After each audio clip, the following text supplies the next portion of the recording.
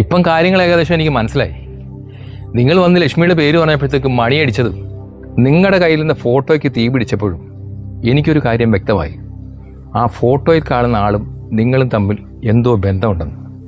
അതെ ചേട്ടാ, അത് ഞങ്ങളുടെ ഷാനുവാ, ഇക്കാടെ ഒരേ ഒരു അനിയൻ. പക്ഷെ അതെങ്ങനെ? അവൻ എന്ത് ചെയ്തെന്ന് നീ പറയുന്നേ? അവനെക്കുറിച്ച് നിങ്ങൾക്കറിയാൻ വയ്യാത്തതും എനിക്കറിയാവുന്നതുമായിട്ട് കുറച്ച് കാര്യങ്ങളുണ്ട്. അത് ഞാൻ നിങ്ങളോട് പറയാം. ഞാൻ പറഞ്ഞിരുന്നില്ലേ, ലക്ഷ്മി എൻ്റെ മോളെ പോലെയും അതിലുപരി ഒരു കൂട്ടുകാരനെ പോലെയൊക്കെ ആയിരുന്നു. അതുകൊണ്ട് തന്നെ എൻ്റെ അടുത്ത് എല്ലാ കാര്യങ്ങളും അവൾ തുറന്നു പറയുമായിരുന്നു. സോറിയടാ, താമസിച്ചു.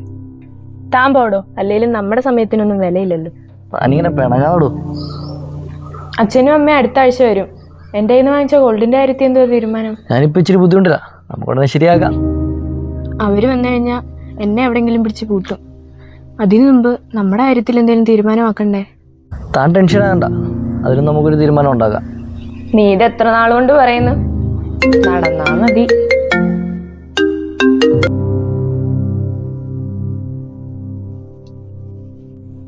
അതൊക്കെ പോട്ടെ, എന്റെ ജോലിയുടെ കാര്യം എന്തായി? അതൊക്കെ പോടോ, ഇനി കിട്ടുന്ന ലക്ഷണമില്ല. ഞാനിപ്പോ വരാടാ. എനിക്ക് ഇച്ചിരി തിരക്കുണ്ട്, നമുക്ക് പിന്നെ കാണാടോ. അവളുടെ പ്രണയമാണ് അവളുടെ ജീവിതം തന്നെ നശിപ്പിച്ചത്.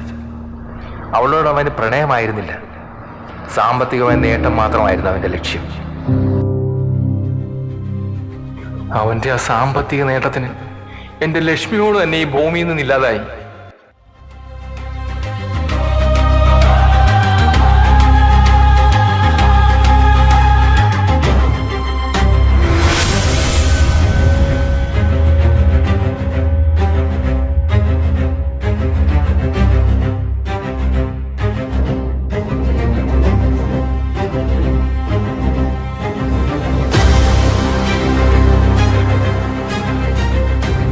എടാ, എന്തിനാടാ ആ കൊച്ചിനെ ഇങ്ങനെ ചതിക്കുന്നത്? ജീവിക്കാൻ കാശ് വേണ്ടേടി. എത്ര നാളിങ്ങനെ ആൾക്കാരെ പറ്റിച്ച് ജീവിക്കും? നിനക്കറിയാലോ, ലക്ഷ്മിയുടെ അച്ഛനും അമ്മയൊക്കെ ഗൾഫിലാണ്. എന്റെ അച്ഛൻ അവിടുത്തെ കാര്യങ്ങളെല്ലാം നോക്കുന്നത്. നമ്മുടെ ഈ ബന്ധത്തിന്റെ കാര്യം അച്ഛൻ അറിഞ്ഞാല്? അച്ഛൻ അറിഞ്ഞ നീ ഇങ്ങനെ പേടിച്ചോ? ഞാൻ പോവാ, എനിക്ക് വേറെ പണിയുണ്ട്. എടാ ഷാനു, പിന്നെ അവന്റെ വരയിൽ മറ്റൊരു പെൺകുട്ടി കൂടി ഉണ്ടായിരുന്നു. അതാരാണെന്ന് എനിക്ക് ഇപ്പോഴും അറിയില്ല. പക്ഷേ അവൻ എന്റെ ലക്ഷ്മിയോട് കയ്യിൽ നിന്ന് തട്ടിയെടുത്ത സമ്പാദ്യങ്ങളെല്ലാം അവൻ അടിച്ചു പൊളിക്കാനും മറ്റുള്ള പെൺകുട്ടികൾക്ക് സമ്മാനങ്ങൾ വാങ്ങിച്ചു കൊടുക്കാനുമാണ് ഉപയോഗിച്ചത്.